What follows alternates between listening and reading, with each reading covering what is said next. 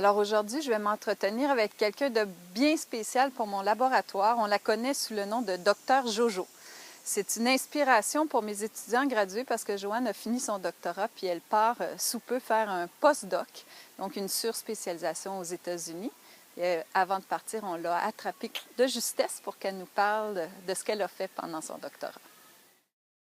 Pour mon doctorat, mon intérêt, c'était d'évaluer les émissions, les absorptions provenant du changement d'usage du sol en utilisant Panama comme une étude de cas, donc en travaillant à une échelle nationale.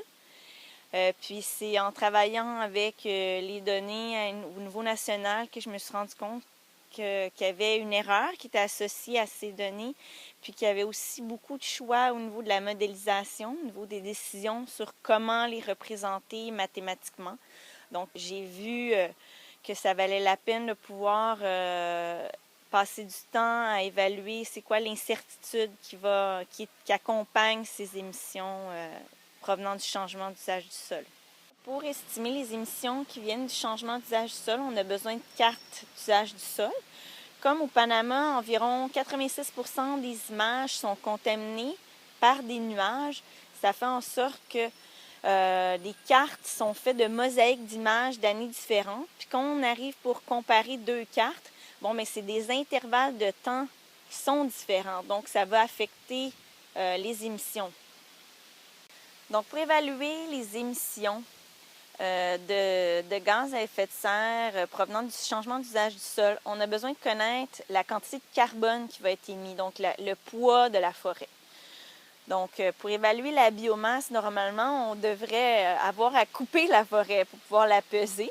Sauf que comme on veut la conserver, on ne va pas la couper, on va vouloir développer des équations qui nous permettent d'évaluer indirectement la biomasse. Sauf que souvent, il y a des erreurs qui accompagnent ces équations-là. Puis quand on prend des mesures sur le terrain, il y a aussi des erreurs qui viennent à ce niveau-là. Donc, ça crée une propagation des erreurs qui fait en sorte qu'on a de la difficulté à vraiment connaître exactement la biomasse. Puis c'est un des grands défis qui reste à accomplir, là.